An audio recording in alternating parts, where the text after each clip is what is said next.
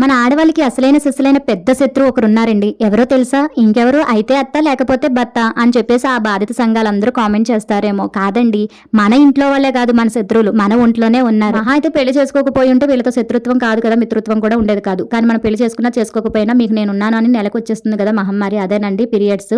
దీనికి ఎంత పైశాచిక ఆనందమో పాపం చిన్న పిల్లలకి, లేకపోతే ఒంట్లో బాగోలేని వాళ్ళకి, పూజలు ఎక్కువ చేసుకునే వాళ్ళకి ఏకంగా నెలకి 2 సార్లు వచ్చేస్తూ ఉంటుంది. పెళ్ళయ్యి ప్రెగ్నెన్సీ కోసం వెయిట్ చేస్తున్న వాళ్ళకి అప్పటి వరకు నెలకు వచ్చేసింది కాస్త వాళ్ళని ఊరించి చంపుతుందండి. పాపం కట్టగా నెల, వారంకి, నెల 10 రోజులకు వస్తుంది. వాళ్ళేమో నోట్లో వేలు పెట్టుకొని బటన్ వేలతో ముగ్గులేసేస్తూ ఇది అదే అని నాలుగు ఖర్చుకుంటూ, అబ్బాయిలేమో పిల్లల వాల్ పేపర్లు తెచ్చేసి అంటించేస్తుంటే, అమ్మాయిలేమో యూట్యూబ్లో ప్రెగ్నెన్సీ సిమ్టమ్స్ వెతికేస్తుంటారు. కట్టగా ఈ ఆనందం 3 ముచ్చటే అన్నట్టు వచ్చేస్తుంది మళ్ళీ పాపం.